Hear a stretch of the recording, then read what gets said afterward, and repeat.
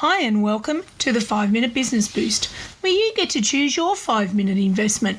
I'm your host, Sam Hicks, and I'll be discussing topics under the headings of business development, market photography and more. In this podcast, I'll explore the benefits of attending markets and how they can be used to promote your business, and so much more. So, attending local markets can be a valuable way for small businesses to build their brand, network with other business owners, and sell their products directly to customers.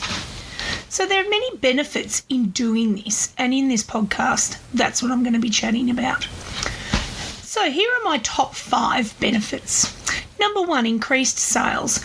Markets are a great way to reach new customers and make sales. Customers at markets can see, touch and try your products before they buy, which can help build trust and increase sales.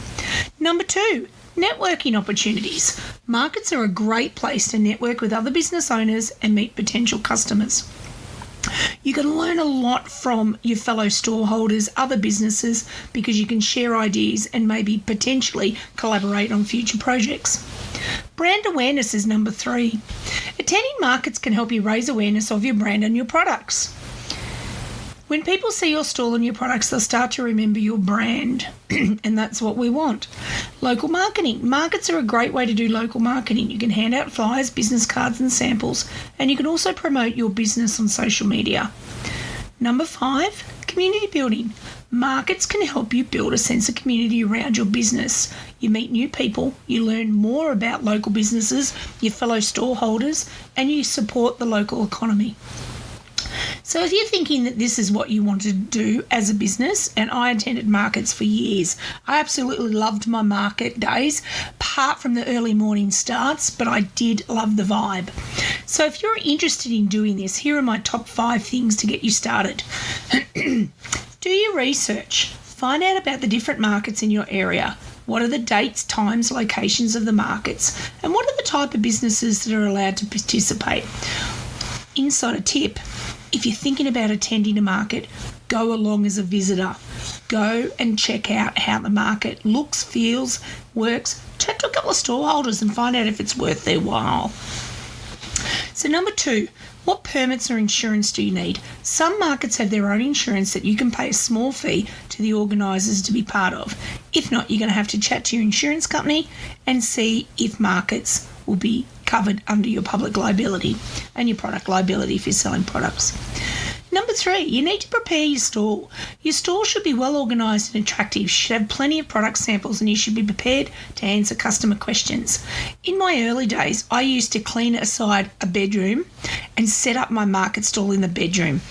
And I looked and I tweaked and I played with it until I got it how I wanted. The other thing to consider is I always like to spend no more than 20 minutes in setup, 20 minutes in pull down. So make it easy for yourself. Number 4, promote your market presence. Let people know that you'll be at the market. You can promote your market presence on your social media, in print ads and through word of mouth. These days a lot of markets have their own socials, so make sure you're listed in their storeholder lists that will be at the market on their socials. I hope that makes sense, but most of them post about who will be a storeholder at their market. And number 5, be friendly and approachable. Make sure you're welcoming and sociable to customers. Answer their questions, encourage discussion, but don't forget to be you and have some fun. And you always have to be helpful and informative. There's nothing worse than seeing a storeholder sitting down behind a stall, knitting or doing something else. Get up and smile and be approachable.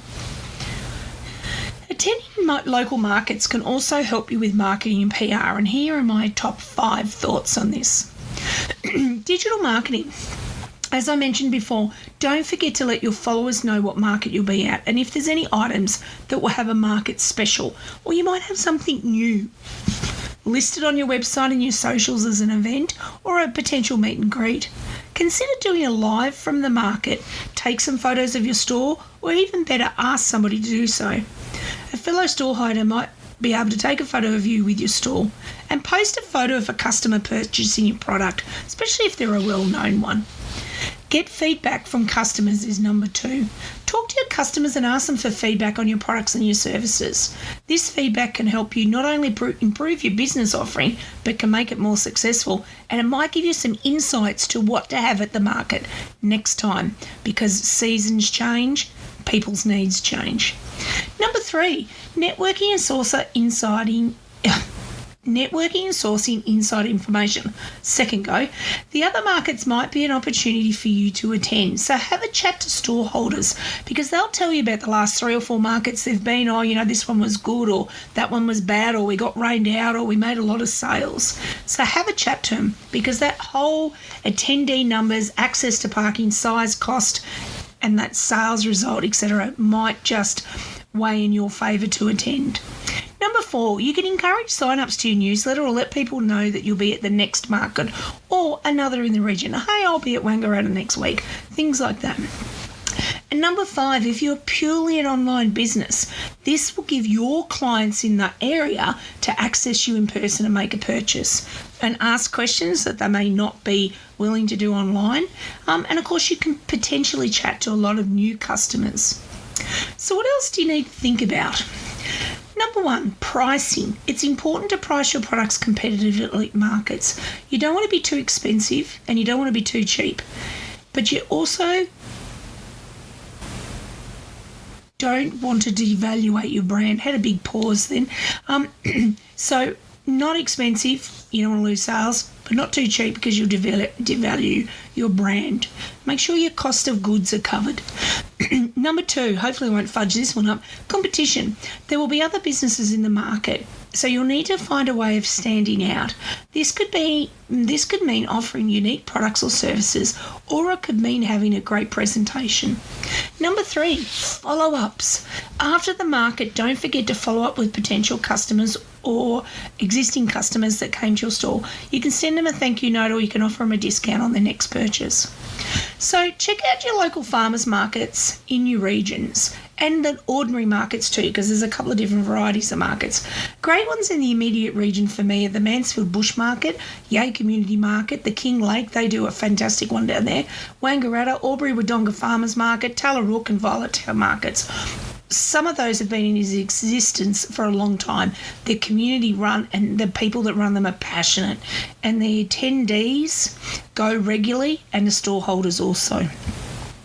So as a business, I was trying to think about what differentiated the markets for me in attending as a business. So one of my favourite ones have been based on the following criteria. So they've got to have great parking, close by toilets. They've got to have a wet weather contingency plan, and some do. They'll have a local hall that they'll shift to, etc. There's got to be a variety of stalls, and big bonuses these days is that the actual market itself gives back to their community in some way. So they might support their local hall on which the ground they are having the market is on, or they might give money back to community groups. They may be a farmer's market or a local market. Either way, you will be supporting if you attend and have a stall. And I actually like the smaller ones, and I love the larger ones as well. And the other thing, as a business, I always like it to be easy to sign up.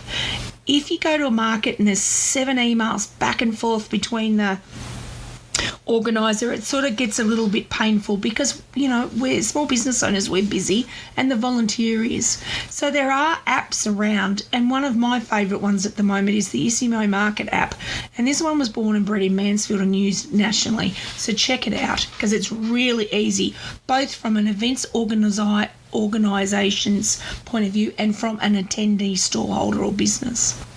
So, and what is the biggest takeaway? I think when I look back to all the markets I attended, and I think I did the market scene for about 4 years, is have fun. Attending local markets can be a lot of fun.